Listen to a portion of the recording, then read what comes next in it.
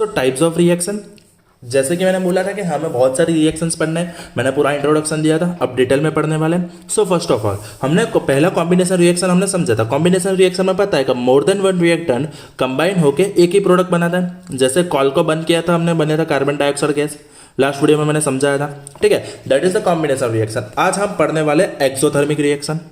Okay, कौन सा? Exothermic reaction. तो एक बात समझ लो आप लोग कि दो तरह के रिएक्शन हो गए, एक होगा एक्सोथर्मिक, एक होगा एंडोथर्मिक, ठीक है, समझ लो। एक होगा एक्सो, एक होगा एंडो, दोनों के पीछे लगेगा थर्मिक ही, ठीक है।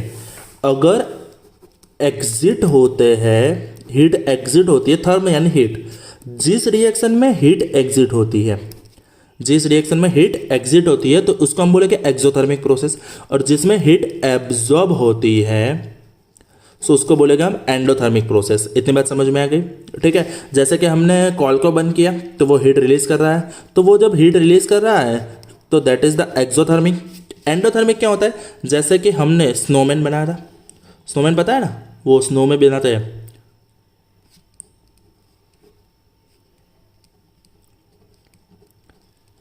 सो यहाँ पे इसको मैंने मेल्ट करना है, तो इसको मेल्ट करने के लिए क्या करना पड़ेगा? हमें हीट देनी पड़ेगी, ठीक है। तो हम जैसे हीट दे रहे हैं, ये क्या करेगा? स्नोमैन हीट एब्जॉर्ब करके मेल्ट होना शुरू हो जाएगा। हाँ, ये मेल्ट होगा, पर मेल्ट करने के लिए हमें हीट देनी पड़ी, एब्जॉर्ब हुई, that is the endothermic process. कई बार ऐसा होता है कि प्रोसेस करने के लिए हमें हीट देनी पड़ती है, that is the endothermic process. और कई बार क्या होता है कि प्रोसेस होने के बाद हीट रिलीज होती है, that is the exothermic process. So हम पढ़ने वाले exothermic reaction. So exothermic reaction किसको बोलेंगे? When heat is released during chemical reaction, when heat is released during chemical reaction is called exothermic, exit exothermic, ठीक है। जैसे कि हम एग्जांपल ले रहे हैं, तो dipping of lime into water is exothermic reaction. Dipping of lime into the water is exothermic reaction. Basically क्या कर रहे हैं, हमने लास्ट वीडियो में किया था कि हम लाइम ले रहे हैं, उसके अंदर पानी डालते हैं, जैसे हमने पानी डाला वहाँ पे क्या हो रहा है? बहुत सारी हीट रिलीज हो रही है, बहुत सारे बबल्स रिलीज हो रहे हैं, और जो भी हमने वैसल रखा था वो काफ़ी गर्म हो रहा है। सो बेसिकली कैल्शियम ऑक्साइड का जब पानी के साथ रिएक्शन होता है, मिलता है calcium hydroxide, that is lacked lime. हमें अभी ये नहीं समझना है, हमें ये समझना है कि एनर्जी रिलीज हो रही, और एनर्जी रिलीज हुई माने exothermic process, simple. Third second चीज, बर्निंग ऑफ द कॉल को बंद करते हैं, तो जैसे यहाँ पे कार्बन प्लस ऑक्सीजन, याद आया, कार्बन प्लस ऑक्सीजन CO2, साथ में एनर्जी रिलीज कर रहा है। क्यों? जैसे देखो कॉल को बंद नहीं किया तो हम हाथ को पकड़ सकते हैं, जैसे कॉल बंद किया वो गर्म होने लगता है, वो हीट एनर्जी रिलीज करते हैं जिससे हम खाना बना सकते हैं, हाँ या ना? याद करो, जैसे ठंडी होती है तो वो हम तापना करते हैं, सो वो जब हमने किया तो उसमें एनर्जी रिलीज हो रही है, ठीक है। बर्निंग ऑफ नेचुरल गैस, यहाँ पे एक है नेचुरल गैस, आपको याद रखना है। नेचुरल गैस किसको बोलेगा? नेचुरल गैस बोलते हैं मीथेन को। नेचुरल गैस हम किसको बोलते हैं? मीथेन। उसका फॉर्मूला है CH4। एक कार्बन 4 हाइड्रोजन से कंबाइन होकर मीथेन बनेगा, समझ लो। ये मीथेन क्या है, कैसे है, क्यों है, वो सब हम 4th चैप्टर में पढ़ेंगे, कार्बोनिक कंपाउंड में, ठीक है। Methane, ethane, propane, butane, pentane, hexane, heptane, octane सब कुछ है, पर वो 4th चैप्टर में है, थोड़ा सा इंतजार करना पड़ेगा। पर अभी फर्स्ट चैप्टर में हमें सिर्फ इतना ही पढ़ना है कि बर्निंग ऑफ नेचुरल गैस। तो यहाँ पे नेचुरल गैस है यानी CH4 है as the form of gas. जैसे मैंने बर्न किया तो वो मिलेगा CO2 plus H2O plus energy. याद रखो, ये इक्वेशन 1 मार्क में कई बार पूछता है, जैसे complete the equation burning of natural gas, बस इतना ही पूछेगा, बर्निंग ऑफ नेचुरल गैस खत्म। तो हमें यह पूरा इक्वेशन लिख के डिराइव करना होता है। यहाँ पे क्या हो रहा है, ये कार्बन यहाँ पे 2O2 है, तो देखो O2OO, यहाँ पे एक कार्बन एक O2 के साथ कंबाइन होकर CO2 मिल गया। अब देखो यहाँ पे 2 हाइड्रोजन की पेयर हो गई 2H2, और यहाँ पे O, सो यहाँ पे हो गया 2H2, देखो 2 2 4, यानी यहाँ पे हाइड्रोजन बैलेंस हो गया। ऑक्सीजन कितने हो गए? 2, दोनों यूज हो गए, ये भी बैलेंस हो गया, सो यहाँ पे H2 भी मिल गया, और एनर्जी रिलीज होती है, that is the burning of natural gas. ये रहा आपके लिए बर्निंग ऑफ नेचुरल गैस। और जैसे एनर्जी रिलीज हुई माने समझ लो exothermic process. Decomposition of vegetative waste, okay. तो हमें पता है बायोगैस आता था, ओके। तो बायोगैस प्लांट जो होता था उसमें क्या करते थे, जो गांव के लोग होते थे, गांव को लोग क्या करते थे कि एक कोने में, गांव के एक कोने में बड़ा सा गड्ढा बना देते थे, ठीक है। और बड़ा सा गड्ढा बनाने के बाद फायदा क्या होता था, तो बड़ा सा गड्ढा होने की वजह से वो क्या करते थे, पूरा वेजिटेटिव वेस्ट, यानी फार्म में है तो वो लोग फार्म में क्या करते हैं, वेजिटेटिव वेस्ट रहता है, जैसे कि एक झाड़ है तो झाड़ के सब पन्ने, वो जब पान निकलते हैं वो पान निकल के नीचे पड़ते हैं, ठीक है, उसका सब वेस्टेज रहता है, वो उसमें मीन समझ लो जो भी वेजिटेबल्स रहते हैं उसकी छाल रहती है, वो सब कुछ वेस्टेज जाके वो गड्ढे में कलेक्ट करता है। फिर वो वहाँ पे क्या होता है, डिकम्पोज होता है। डिकम्पोज होता है तो क्या करता है, गैस रिलीज करता है। डिकम्पोज होने के बाद क्या करता है, गैस रिलीज करता है, और वो जब गैस रिलीज होता है उसको बायोगैस की तरफ रिलीज करते हैं, बायोगैस की तरह यूज करते हैं। Basically it's energy form. So जब वेजिटेटिव वेस्टेज डिकम्पोज होते हैं तो वो एनर्जी रिलीज करते हैं, that is also exothermic process. And the fifth one is respiration. Respiration मैं आपको पहले थोड़ा सा कंसेप्ट समझा दूं, रेस्पिरेशन होता क्या है तो देख लो।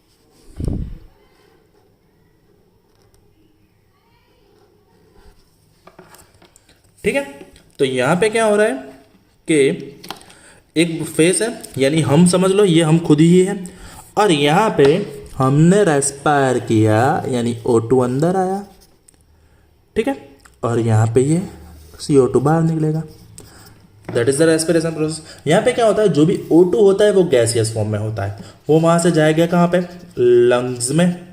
लंग्स में जाने के बाद वो कहाँ पे जाएगा, हार्ट में, कार्डियक। हार्ट में जाने के बाद वो क्या करेगा, ब्लड के साथ मिक्स होके, हीमोग्लोबिन के साथ मिक्स होके वो क्या करेगा, बॉडी के सेल में जाएंगे।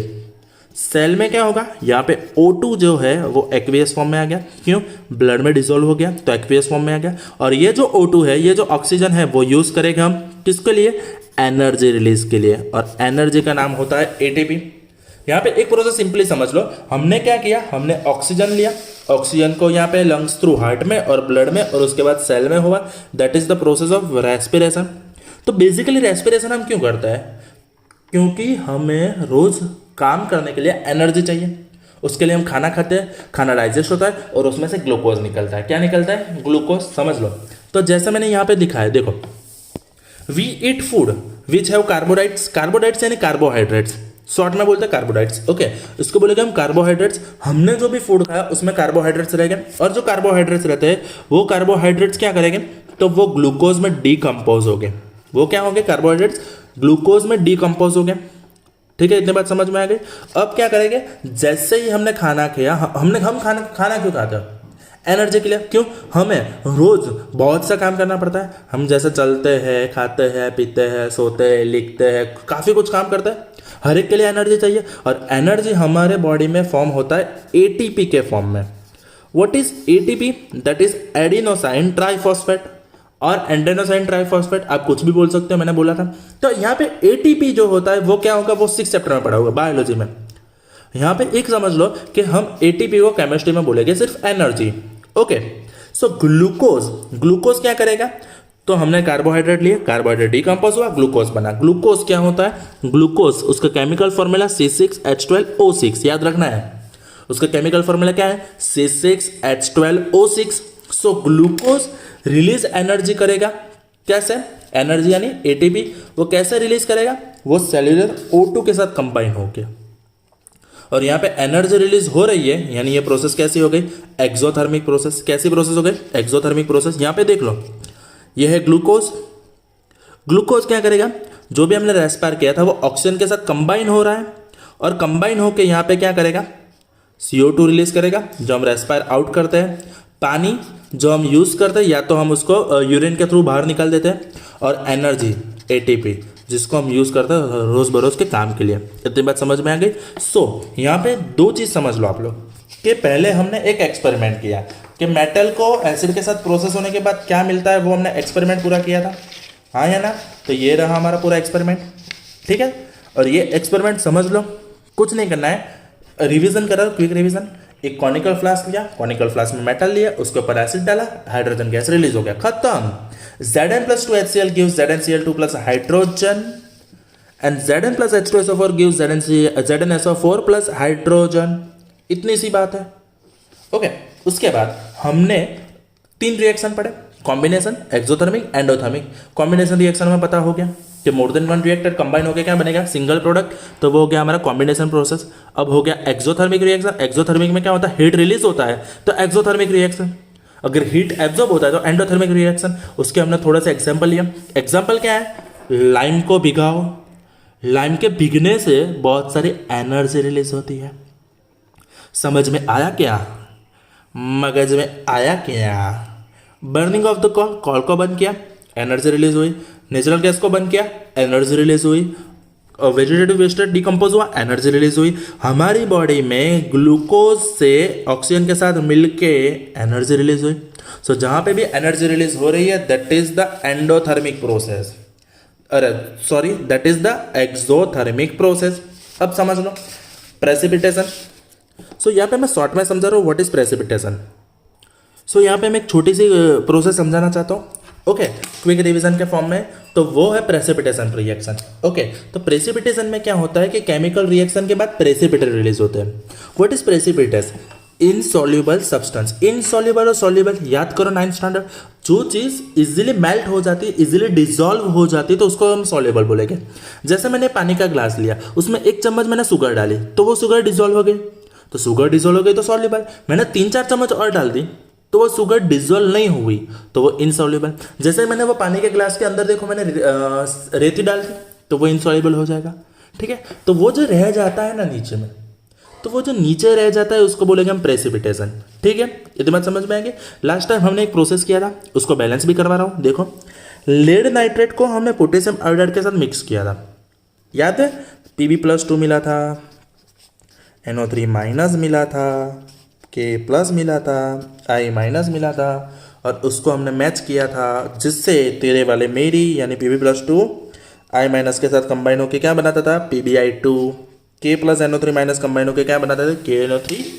ओके सो यहाँ पे लेड देखो, लेड 1 है तो यहाँ पे भी लेड 1 है, आयोडीन 2 हो गए तो यहाँ पे भी आयोडीन 2 हो गए, पोटेशियम 2 है, 2 पोटेशियम है, नाइट्रेट भी 2 है, देख रहे हो नाइट्रेट 2 है तो नाइट्रेट भी 2 हो गए। तो ये हो गया हमारा प्रोसेस। अभी देखो यहाँ पे जो ये PbI2 लेड आयोडाइड रहता है वो हमारा येलो प्रेसिपिटेशन है। सो ये जो येलो तरह के रह जाते हैं ना, वीडियो में देख सकते हो, तो ये जो येलो रह गया ना that is the precipitate. Okay यहाँ पे एक और प्रोसेस करा रहा हूँ, ये प्रोसेस IMP है। अगर हमें कभी भी प्रेसिपिटेशन के बारे में पूछे तो हमें यही प्रोसेस लिखनी होती है। बैरियम क्लोराइड और सोडियम सल्फेट को मिक्स करते हैं। ठीक है, तो बैरियम होता है Ba+2। ठीक है, क्लोराइड यानी क्लोरीन Cl-, यहाँ पे 2, यहाँ पे 1, चौथा बेटा चौकड़े वहाँ। सो हमें मिलेगा BaCl2, लिखता हूँ अभी,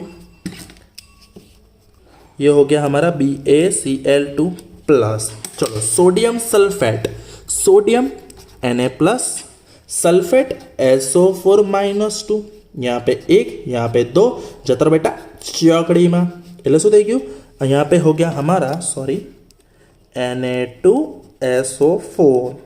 ओके सो यहाँ पे क्या करेंगे हम Ba+2, देख लो Ba+2 Cl- Na+ SO4-2, यहाँ पे देख लो। तो यहाँ पे Ba+2 SO4-2 के साथ कंबाइन हो जाएगा, मेरे वाले तेरी, तेरे वाले मेरी, याद आ गए। हाँ तो यहाँ पे हो जाएगा BaSO4 और यहाँ पे NaCl होगा 2 टाइम्स NaCl। क्यों, यहाँ पे सोडियम 2 है, क्लोरीन 2 है, 2 टाइम्स NaCl, बैरियम सल्फेट। तो ये जो बैरियम सल्फेट मिला हमें, ये जो बैरियम सल्फेट हमें मिला that is the white precipitation. यहाँ पे वाइट इनसॉल्युबल सब्सटेंस रहता है, वीडियो में देख लो। ठीक है, तो ये जो वाइट सब्सटेंस रहेगा that is the barium sulphate. तो जिस भी केमिकल रिएक्शन के बाद एक वाइट कलर का प्रेसिपिटेशन रह जाता है उसको हम बोलेंगे प्रेसिपिटेट प्रोसेस। समझ में आ गई। ठीक है, endothermic, exothermic, combination, precipitation. Okay सब रिवीजन करना है, वर्कशीट में आपको दूंगा, आपको सॉल्व करके लिखनी है। होमवर्क में आपको कुछ नहीं करना है, एक्सपेरिमेंट लिखना है, combination reaction, exothermic and precipitation reaction. Okay bye bye, best of luck, मेहनत करना शुरू कर देना है।